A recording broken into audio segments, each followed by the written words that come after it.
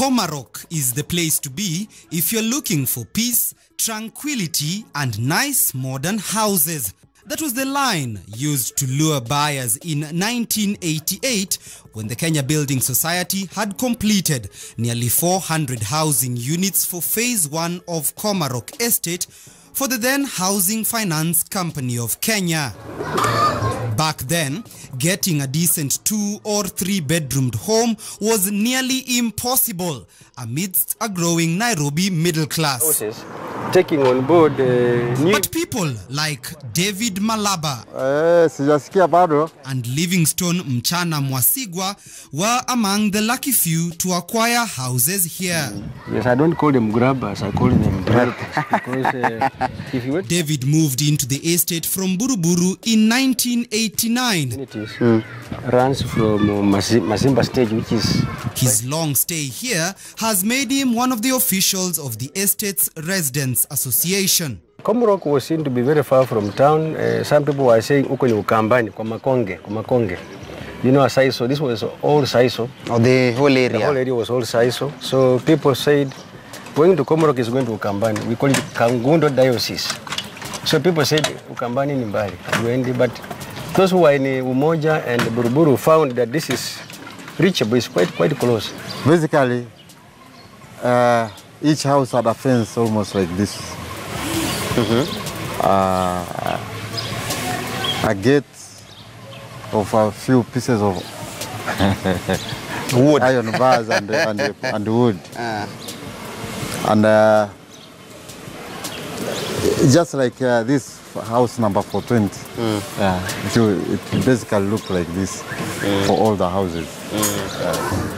The houses were only affordable to the middle-income earners, most of whom worked either in government, banks, or manufacturing companies.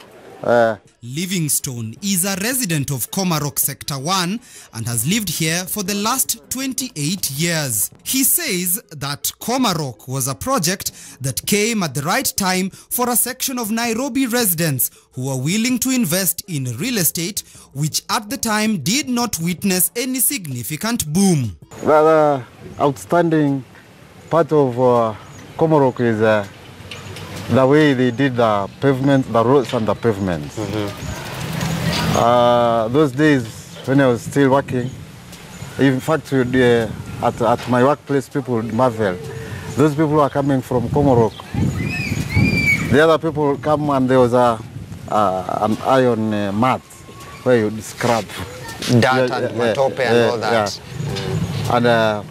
And people who are coming from Komarock, you reach a place of work as if you have just stepped out of the house and into the factory. Phase 1 at the time was constructed at a cost of approximately 700 million Kenya shillings, mainly through funding from the Housing Finance Company of Kenya. Subsequent phases were constructed and currently the estate has 5 phases. And I'm seeing you take cleanliness very seriously here. Yeah. I think this is the first estate we've done that we've seen somebody actually sweeping the estate and getting trash out. How important is cleanliness? Cleanliness is very important in this code.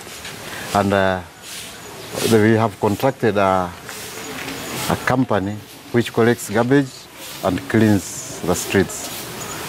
And each house is supposed to pay 250. But to truly understand and appreciate Nairobi's Komarock estate, we first had to find out the genesis of where the estate's name came from. For that, we traveled more than 40 kilometers to a place near Tala town.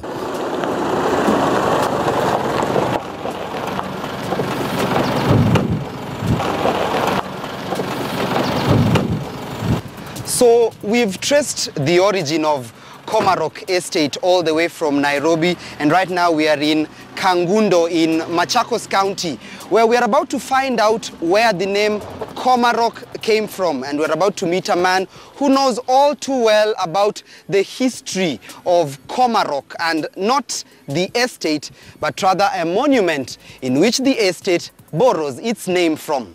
Come with me. Habari gani mzee? Nzuri sana. Uko mzima? Niko mzima. Asante sana kwa kutukaribisha Kangundo. Yeah. Tueleze, tuko kwenye mlima ambao unaona imeandikwa Our Lady of Komarock. Yes. Story ya hii mlima ni gani? Hii mlima kuna father alikuwa anaitwa Father Thomas, ndio mwanzilishi wa huko. Kuna wakati mmoja alikuja huko, sasa kapata wale wazee wa kitabu walipokuwa wanatoa walikuwa wanaabudu ile miungu yao. Alafu tena wakati ambao walipokuwa wanaabudu miungu yao, wakazungumza naye, akawaambia kuna mahali ambao aliweza kutokezewa na Maria. Alafu akaulizwa na wazee, unaweza kutuonyesha ni wapi? Akakuja akasema ni pale kwa mlima. Alafu kuna wakati mmoja ambao wachungaji walipokuwa wanachunga ng'ombe na mbuzi, wakaanza kusikia sauti ya mtoto analia. Akaulizwa ni wapi? Akaenda kaonyeshana pale kwa mlima. Alafu jina anaitwa Komarock. Kuna msichana alikuwa anaitwa Loko. Na huyu msichana alikuwa anaitwa Loko, alikuwa analala na viwa amuka Loko. Ndio ikasemekana jina yao ndio Komarock. Yeah. Komarock, the shrine, not the estate, was named after the Kamba word Koma, which means to sleep. For it is on this rock that the Kamba community's forefathers believe an angel in form of a girl used to sleep. Wale wakaondoka wakawachia ule mungu wa kawaida. The rock was so significant that what we now know as Kangundo Road was once called Komarock Road. This road was initially meant to pass through where the rock now rests. In 1971, attempts by the Molem Construction Company to blast the rock to allow construction for the road proved futile after it was said that the heavy-duty machinery would often break down. Locals here insisting it's because the rock was holy ground where their ancestors would often pray. In 1985, the rock was turned into a shrine where hundreds of pilgrims gathered for prayer. On this day, we find Sebastian Mutinda inside the shrine, deeply meditating. He has come here at least once every day since he was 7 years old. Sasa hii mlima yetu ndio mahali petu. Kila wakati wa Jumapili tunakuja kukusanyika hapa na maombi. And it's apparent he is not the only one. Several rosaries are spread across the shrine, indicating numerous prayer visits here. Kila Saturday na Sunday unakuanga na watu wengi wanakuja kuabudu. Unapata kuna hizo masses zinafanyika mara, tuseme hapa niko pale hivi mara 3, na wanakuanga watu wengi. Kuna ile ingine inakuanga kila mwaka mwezi wa pili. Ina watu wanatoka kila mahali. Makanisa zote zinakuja zinakusanyika hapa. The developer of Komarock Estate saw it fit to name the area after the famous rock. Hata kuna watu wengi mkuja na wanavotea. Wanakuja hapa, walikuwa naenda Komarock ya Nairobi. Ja. Kwa hivyo hii Komarock iko pale vile. Lakini ndio original Komarock. Hii ndio sasa original, ile nzuri kabisa. Ile halisi. Ya Nairobi imeomba tu jina. Yes, ndio. Kwa sababu hii hata ndio nzuri, hii tunaipenda kabisa kwa sababu mahali tunaomba Mungu jibu. But perhaps what the developer did not anticipate was the profound influence the shrine would inadvertently have on the neighborhood.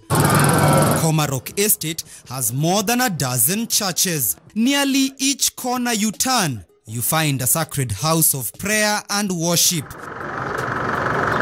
This dusty Maram Road, residents tell me, was nicknamed Church Road. That is because the less than 300-meter stretch of road has no less than 5 churches, some standing competitively side by side. When the estate was established 30 years ago, it did not have a single church. At that time, what was the cost of the houses? In Sector 1, where I live now, the cost of a 3-bedroom house was 430,000. Yeah, if you are to pay cash. But because you are using a mortgage system, the interest became very high. So we ended up paying perhaps 3 million shillings cumulatively. Rent then was a 2-bedroom house would fetch out 4,000 about there. Per month? Per month. Yeah. Nowadays, Komarock Estate is a mixture of maisonettes, apartments, housing extensions, and even informal settlements that have seemingly cropped up within the estate's open spaces. After the break, in Komarock we get water once per week. We are left with only one primary school, public primary school, one public secondary school, and that is what we have. The rest were taken over by private developers. There's a challenge of burglary and robbery. I tell you how the concerns and prayers of an estate named after a famous shrine may be falling on deaf ears.